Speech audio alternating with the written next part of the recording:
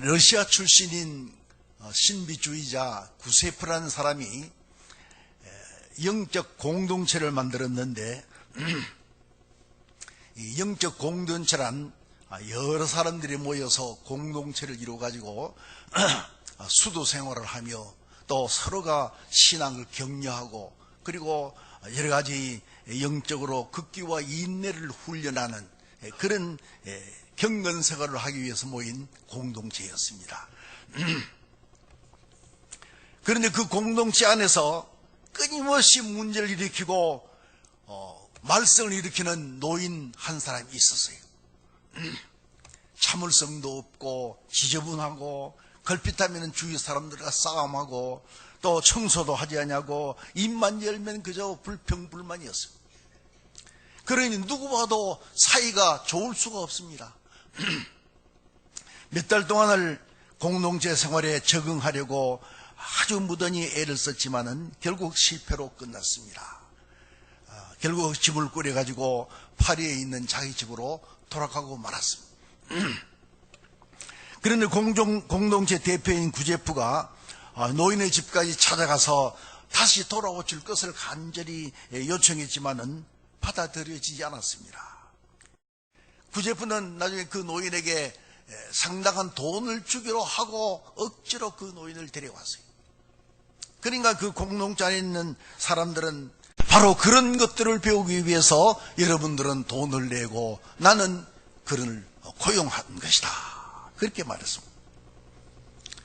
수도 중인 공동체의 사람들에게는 참 그 노인이 눈에 가시지만은, 그러나 그 노인이 주는 그 고통을 우리가 받아들일 때 참으로 정금같이 되고 진주같이 이제 되어질 수가 있는 것입니다.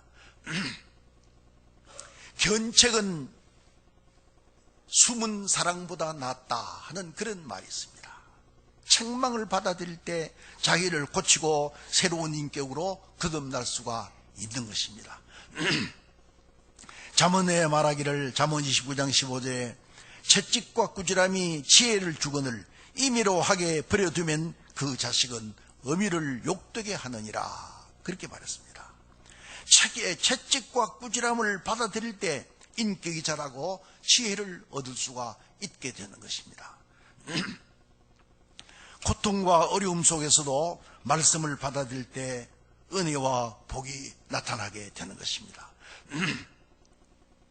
이제 2019년은 역사 속으로 다 사라졌습니다. 2019년은 인류의 역사에서 다시 돌아올 수 없이 사라지고 말았습니다. 2019년의 기회는 우리에게 영원히 없어졌습니다. 다만 2020년이란 새로운 도전과 기회가 우리에게 있을 뿐입니다. 오늘 본문 말씀은 이스라엘 백성들이 430년 동안 그 노예 생활을 하던 애굽에서 해방돼 가지고 그 광야 생활을 끝내고 이제 꿈에도 그리던 그 요단강, 가나안 땅에 들어가게 되었습니다. 그런데 가나안 땅에 들어가려니까 바로 눈앞에 거기에 요단강이 가로막고 있었습니다. 그때가 바로 곡식 거두는 시기여서 강물이 범람해서 강이 넘치는 그런 이제 시기였었는데, 그런 강을 건너기란 참 쉽지 않았습니다. 특별히 장정만 해서 60만 명인데 남녀노소 다 합하면은 200만 명이 넘는다고 하는데, 그리고 또 가축도 또 많다고 하는데, 그 많은 백성들과 가축들을 그 강을 건너게 한다는 것은 참으로 거의 불가능한 일입니다. 그러나 일찍이 애굽에서 나올 때 홍해바다를 육지까지 건너게 하신 하나님께서 요단강도 기적적으로 건널 수 있게 하신 능력을 거기서 나타내셨습니다. 하나님의 말씀에 따라서 제사장들이 언약궤를 메고 요단강에 발을 들여놓는 순간에 그 요단강 물이 이제 멈춰서서 쭉 쌓이게 되었습니다. 그렇게 범람해서 넘치는 강물이 하나님의 능력으로 멈춰서고, 그리고 육지같이 그 강을 모든 백성들과 가축들이 건너게 되었습니다. 이렇게 해서 이스라엘 백성들이 요단강을 건너서 그들이 그렇게 꿈에도 소원하던 그 가나안을 이제 들어가게 된 것입니다. 가나안은 신천신지입니다. 하나님이 약속하신 그 참으로 복된 땅입니다. 그러나 그 좋은 땅도 그냥 얻어지는 것이 아닙니다. 들어갔다고 그냥 다 되는 것이 아니에요. 가나안 땅에는 이미 장대한 7 족속들이 그 땅을 차지하고 있었기 때문입니다. 그 모든 이미 면접 차지하고 있는 그 백성들을 다 물리쳐야 합니다.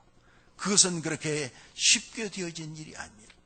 저들의 끊임없는 노력과 그리고 끊임없는 수고가 뒤따라야 되는 것입니다. 그러면 구체적으로 이스라엘 백성들이 이제 가나안 땅에 들어가서 하여야 할 일들이 무엇이냐? 제일 첫째는 하나님의 말씀을 따라서 기념비를 세워라, 그렇게 말씀했습니다. 기념비. 하나님은 이스라엘 백성들이 후대 자손들에게 알려주기 위해서 그렇게 기념비를 세워라, 그렇게 말했습니다. 이렇게 해서 이스라엘 백성들이 요단강을 건넌 것을 기념하기 위해서 그 요단강 물속에 있는 돌들을 취해서 기념비를 세웠습니다. 그와 같이 오늘 우리들도 항상 기적적인 은혜와 사랑으로 우리를 돌봐 주시고 함께 하시며 인도해 주시는 그 하나님의 은혜를 잊지 아니하고 항상 감사하는 이 기념비를 우리가 세워야 합니다. 그 기념비가 무엇입니까? 그 기념비는 말하자면 하나님 앞에 예배의 제단을 쌓는 것입니다. 예배야말로 하나님을 급식게 하는 것이고 하나님의 은혜에 대해서 감사를 드리는 것이고 하나님께 최고의 영광을 돌리는 것입니다. 오늘도 우리가 이렇게 나와서 세상 일 다 그치고 주일 예배에 참석했습니다. 이렇게 주일을 지키는 것은 무엇을 말합니까? 나는 그리스도인입니다.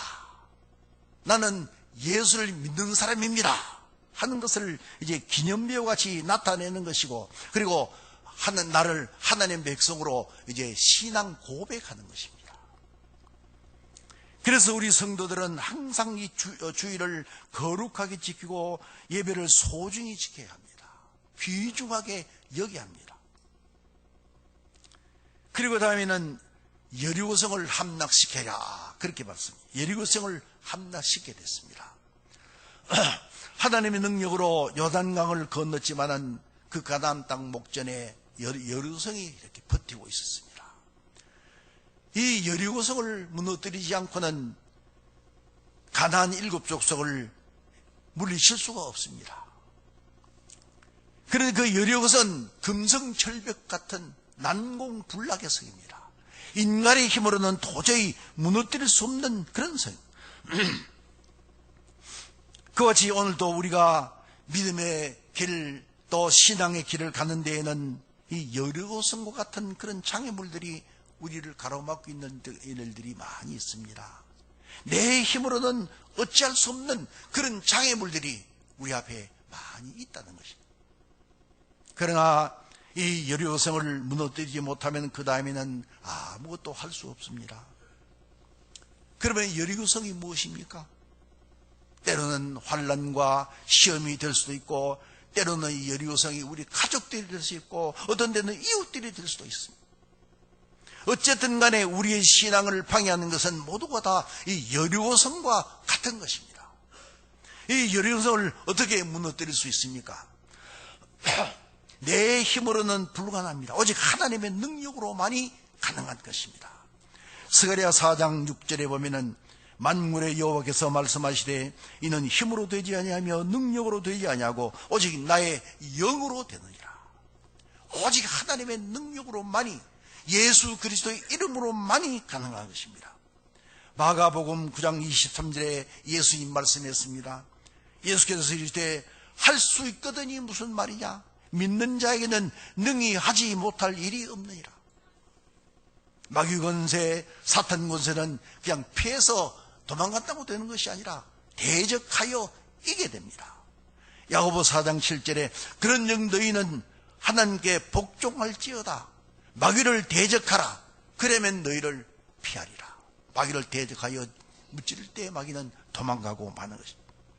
우리가 악의 세력을 대적할 때 하나님의 능력이 함께 하셔 이길 수 있는 능력을 우리에게 주시는 것입니다. 그리고 그 다음에는 가나안 7족속을 다 물리쳐라 그렇게 말씀합니다. 하나님께서 이스라엘 백성들에게 명하시기를 가나안에 살고 있는 7족속인 그 가나안 족속, 헷 족속, 여부스 족속, 브리스 족속, 히위 족속, 그리고 아모리 족속, 마지막으로 기르가스 족속, 이 7족속을 다 물리쳐서 멸절하라 그렇게 말씀했습니다. 이것은 더더욱 어려운 일입니다. 저들은 모두가 다 전쟁에 능한 민족들이고, 그리고 이스라엘 백성들은 전쟁을 위해서 아무런 준비도 없었고 또 무기도 아무도 없었습니다. 그러나 하나님이 함께 주심으로써 어떤 족속과의 전쟁에서 승리할 수 있는 능력을 주시는 것입니다. 그런데 하나님께서 왜 이 가나안 7족속을 물리치라고 하셨습니까? 그것은 다름 아닌 그들 모두가 다 우상을 숭배하는 자들이었기 때문입니다. 하나님이 제일 싫어하시는 것이 우상 숭배입니다. 그래서 10계명의 첫째 계명, 둘째 계명도 다른 신을 섬기지 말고 우상을 만들지도 말고 섬기지도 마라. 그러므로 오늘 우리들도 하나님께서 제일 싫어하시는 이 우상을 다 제거해야 됩니다. 여러분, 우상이 뭡니까? 저 절에 가서 사람의 형상 만드는 그것이 우상입니까? 물론 이제 이 우상이라는 어떤 유형적인 형체를 가진 우상도 있지만은, 그러나 보이지 아니하는 우상이 더 많이 있습니다. 말하자면 우리의 마음속에 하나님보다 더 사랑하는 것이 있으면 그것이 우상이고, 하나님보다 더 생각하는 것이 있으면 그것이 바로 우상이고, 예컨대 주일날 무슨 일이 있어가지고 이제 교회에 오지 못하였다. 그러면 그날은 바로 그것이 우상입니다. 그러면 우리 속에서, 우리의 생활에서 하나님보다 더 귀히 여기는 그 마음의 우상들을 다 제거해야 됩니다. 하나님이 우리 속에 있는 마음의 우상을 가장 싫어하시는 것입니다. 그리고 마지막으로는 땅을 평정하고 열심히 농사 짓고 목축업을 하여야 합니다. 이스라엘 백성들이 가나안 땅에 들어가서 처음으로 그 땅의 소산물을 먹던 날 만나가 내리지 않았습니다. 지금까지는 농사를 짓지 않아도 하나님께서 매일같이 만나를 주셔서 이제 먹는 식량의 걱정이 없었습니다. 메추리도 주었습니다. 그러나 이제는 가나안 땅에 들어와서니 이마에 땀이 흐르도록 농사를 지어야 하고 또 목축을 열심히 하여야 합니다. 그런데 40년 동안 농사를 해본 적도 없는 그들이 그 농사를 짓는다는 것은 쉬운 일이 아닙니다. 광야에서 태어난 제 2세들이 한번 농사를 지어봤습니까? 이 농사를 짓는다는 것이 그렇게 쉬운 것이 아닙니다. 이와 같이 이스라엘 백성들이 가나안 땅에 들어가서 아무 일도 하지 않고 그냥 사는 것이 아니라 지금까지 하지 않던 일들을 더 많이 해야 하는 것처럼, 우리가 오늘 하나님을 믿고 이제 교회를 다닌다고 해서 그냥 만사 형통하고 다 잘 될 줄 그렇게 생각하면 그건 큰 잘못된 생각입니다. 더 열심히 일해야 하고 더 부지런해야 됩니다. 교회 다니는 사람은 더 열심히 일해야 됩니다. 우리가 주의를 지키기 위해서는 다른 사람보다 매일 1시간씩 이상 더 일을 해야 됩니다. 땀 흘리는 수고와 봉사와 충성이 있어야 합니다. 우리 하나님은 심은 대로 거두게 하시는 하나님이십니다. 우리가 주님을 위하여 봉사하며 충성할 때 하나님께서는 합당한 대로 우리에게 놀라운 은혜와 복으로 갚아주십니다. 또 하나님은 믿는 대로 이루어주시는 하나님이십니다. 예수님은 언제나 병자들을 고칠 때마다 그들의 믿음을 보시고 고쳐주십니다. 내 믿음이 크도다. 내 믿음대로 될지어다. 내 믿음대로 될지. 또 우리 하나님은 행한 대로 갚아주시는 하나님이십니다. 마태복음 16장 27절에 인자가 아버지의 영광으로 그 천사들과 함께 오리니 그때 각 사람의 행한 대로 갚으리라. 그뿐만 아닙니다. 마태복음 25장의 달란트 비유를 보면은 충성된 종에게는 주인이 많은 칭찬과 상급을 베풀어 주었습니다. 이제 끝으로 2020년은 항상 하나님의 은혜를 잊지 않고 감사하는 그런 생활을 하여야 합니다. 이스라엘 백성들 같이 때마다 불순종하거나 불평과 불만, 원망해서는 안 됩니다. 범사에 감사하라고 그렇게 말씀했습니다. 모든 일들이 잘 되고 형통하고 역등과 환경이 좋을 때 감사하는 것은 아무런 의미가 없습니다. 그건 참된 감사가 아닙니다. 그러나 환난과 고통 속에서 하는 그 감사가 진실된 감사입니다. 그래서 범사에 감사하라 그렇게 말씀합니다. 우리가 하나님께 감사하는 것은 더 큰 복을 받게 하는 지름길이 되는 것입니다. 아무리 생활이 어렵고 힘들어도 하나님의 말씀대로 순종하면서 살아갈 때 하나님은 사렙과 과부를 통하여 역사하셨던 기적을 오늘 또 우리를 통하여 역사하시는 것을 믿으시기 바랍니다. 마지막으로 이야기 하나 하고 마치겠습니다. 한 소녀가 산책을 하면서 길을 가다가 나비 한 마리가 그 거미줄에 걸려가지고 바둥거리는 것을 보았습니다. 그래서 소녀는 그냥 지나가지 않냐고 그 가신불을 해치고 들어가가지고 그 나비를 거미줄에서 풀어주었습니다. 나비는 춤을 추듯이 홀로 날아갔지만은 그 소녀의 다리와 손에는 가시에 찔려가지고 피가 흘렀습니다. 그런데 멀리 날아간 줄 알았던 그 나비가 갑자기 천사로 변하더니 소녀에게 다가왔습니다. 천사는 자기를 구해준 그 은혜에 감사하다며 무슨 소원이든지 한 가지를 들어주겠다고 말했습니다. 그러니까 소녀는 이 세상에서 가장 행복한 사람이 되게 해주세요 그렇게 했습니다. 그러니까 천사는 그 소녀의 귀에 대고 뭐라고 말하고 그냥 홀홀 지나갔습니다. 그 후에 소녀는 나중에 자라서 어른이 되고 결혼을 해서 어머니가 되고 할머니 되도록 정말 행복한 삶을 살았습니다. 그의 곁에는 언제나 좋은 사람들이 있었고 행복하게 살아가는 그녀를 사람들은 부러워하는 마음으로 쳐다보게 되었습니다. 나중에 세월이 흘러 예쁜 소녀가 백발의 할머니가 돼가지고 임종을 눈앞에 두게 되었습니다. 사람들은 입을 모아서 할머니가 죽기 전에 그렇게 평생 동안 행복하게 살 수 있었던 비결이 무엇인가를 물었습니다. 그러니까 할머니는 웃으면서 입을 열었습니다. 내가 소녀 시절에 나비 천사를 구해준 적이 있지. 그 대가로 천사는 나를 평생 행복한 사람이 해 주었어. 그때 그 천사가 내게 다가오던 내 귀에다가 무슨 속삭이는 말이 있었는데 구해줘서 고마워요. 소원을 들어드릴게요. 무슨 일을 당하든지 평생 감사하다고만 말하세요. 그러면 당신은 평생 행복할 겁니다. 그리고는 나비는 날아갔습니다. 그래서 그 소년 나는 그 말대로 평생 무슨 일을 만나든지 행복합니다. 감사합니다. 그렇게 말했더니 정말 나는 행복한 삶을 살았습니다. 그렇게 말하고 소녀가 그 할머니죠. 할머니가 한마디 덧붙였습니다.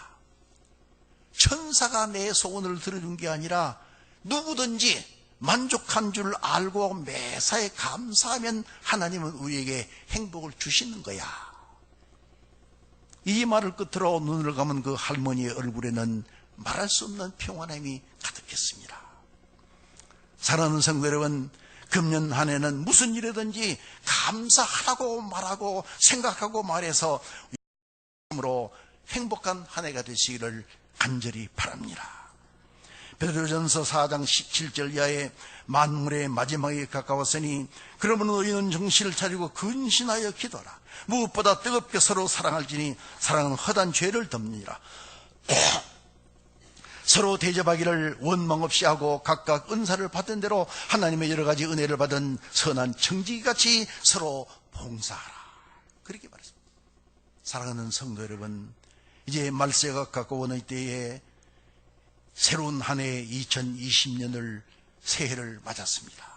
우리는 정신을 차리고 근하여 기도하며 범사에 감사한 마음으로 서로 사랑하고 봉사함으로 이 2020년이 참으로 복된 한 해, 은혜로운 한 해가 되시기를 우리 주님의 이름으로 축복합니다.